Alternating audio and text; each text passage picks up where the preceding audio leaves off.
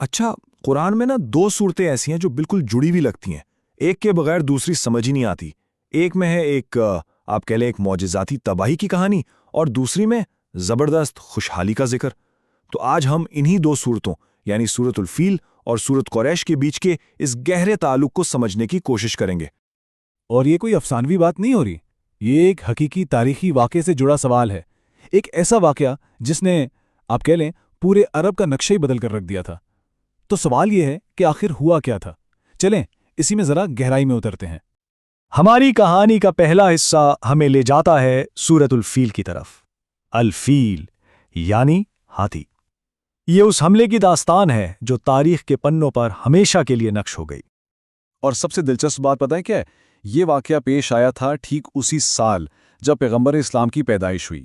یہ اتنا بڑا، اتنا اہم واقعہ تھا کہ اس پورے سال کا نام ہی عام الفیل پڑ گیا، یعنی ہاتھیوں والا سال۔ تو یہ ہاتھی والے تھے کون اور ان کا ارادہ کیا تھا؟ اس کے پیچھے ایک حکمران کی ضد تھی، اس کا تکبر تھا اور ایک بہت بڑا منصوبہ تھا۔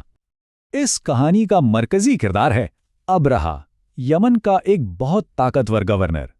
اس کا مقصد صرف مکہ فتح کرنا نہیں تھا، نہیں، اس کی نظریں تو عربوں کے روحانی دل خانہ کعبہ پر لگی ہوئی تھیں۔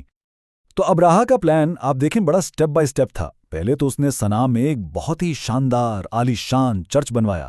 مقصد کیا تھا کہ عرب کعبہ کو چھوڑ دیں اور حج کے لیے یہاں آنے لگیں۔ لیکن جب یہ پلان فیل ہو گیا، جب لوگ نہیں آئے، تو بس اس کے تکبر اور غصے کی کوئی انتہا نہ رہی۔ اس نے فیصلہ کیا کہ ٹھیک ہے، اگر لوگ میرے پاس نہیں آتے تو میں ان کے مرکز کو ہی صفحہ ہستی سے مٹا دوں گا۔ جب ابرہہ کی وہ فوج جسے کوئی شکست نہیں دے سکتا تھا اور جس میں بڑے بڑے جنگی ہاتھی بھی تھے، مکہ کے قریب پہنچی تو شہر والوں کے پاس تو مقابلے کی ذرا بھی طاقت نہیں تھی۔ وہ لوگ بالکل بے بس تھے۔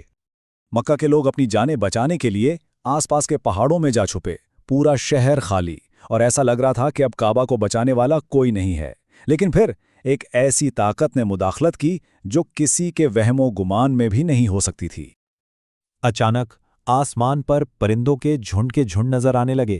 یہ کوئی عام پرندے نہیں تھے، یہ اس جنگ کا پاسا پلٹنے آئے تھے، ایک ایسے طریقے سے جس کا کوئی تصور بھی نہیں کر سکتا تھا۔ ذرا تصور کریں، ان پرندوں نے اپنی چونچوں اور پنجوں میں جو چھوٹی چھوٹی کنکریاں پکڑی ہوئی تھی نا، ان سے اس پوری عظیم الشان فوج پر بمبڑباری شروع کر دی۔ اور نتیجہ یہ نکلا کہ جیسا قرآن میں بیان ہوا ہے، وہ پوری کی پوری فوج کھائے ہوئے بھوسے کی طرح ہو گئی، یعنی مکمل طور پر تباہ و برباد۔ لیکن ابرہہ کی فوج کی یہ تباہی کہانی کا اختتام نہیں بلکہ ایک نئی شروعات تھی۔ یہ ایک نئے دور کا آغاز تھا، خاص طور پہ مکہ کے مقامی قبیلے یعنی قریش کے لیے۔ تو یہاں پر اصل کنیکشن بنتا ہے۔ ایک طرف تو کعبہ کی معجزاتی حفاظت ہوئی، اور اس کا سیدھا سیدھا اثر کیا ہوا؟ یہ کہ اس کے جو رکھوالے تھے یعنی قریش کا قبیلہ، وہ پورے عرب میں ایک دم سے مقدس اور بہت قابل احترام بن گئے۔ مطلب اب کسی کی ہمت نہیں تھی کہ ان کی طرف آنکھ اٹھا کر بھی دیکھے۔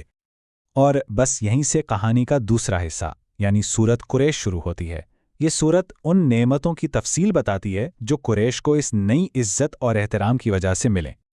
یہ سورت سیدھا قریش سے بات کرتی ہے۔ یہ انہیں یاد دلاتی ہے کہ جو کچھ انہیں دیا گیا وہ کوئی معمولی چیز نہیں تھی، بلکہ ایک بہت خاص انعام تھا، اور اس کی ایک وجہ تھی۔ قریش کو دو بہت بڑی نعمتیں ملی۔ پہلی، ہر طرح کے خوف سے مکمل امان۔ ان کے تجارتی قافلے جو سردیوں میں یمن اور گرمیوں میں شام کے لمبے اور خطرناک سفر کرتے تھے، اب بالکل محفوظ ہو گئے۔ کوئی ڈاکو، کوئی حملہ آور ان کے قریب نہیں آتا تھا۔ اور دوسری نعمت تھی بھوک سے نجات، کیونکہ جب تجارت محفوظ ہو گئی تو معاشی خوشحالی کے دروازے بھی کھل گئے۔ تو آخر ان دو صورتوں کو ایک ساتھ رکھنے کا مقصد کیا ہے؟ مطلب ایک فوج کی تباہی اور ایک قبیلے کی تجارت کی کہانی کو جوڑنے کا کیا مطلب ہے؟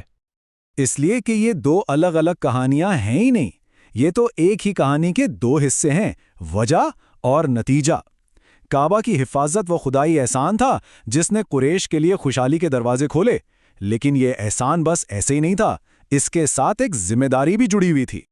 تو بس یہی ہے اس پوری کہانی کا خلاصہ، اس کا نچوڑ، کہ دیکھو یہ جو امن ملا، یہ جو رزق ملا، اس کے بدلے میں ایک ہی کام کرنا ہے، اس گھر یعنی کعبہ کے رب کی عبادت کرو۔ دراصل یہی ان نعمتوں کا اصل شکرانہ تھا۔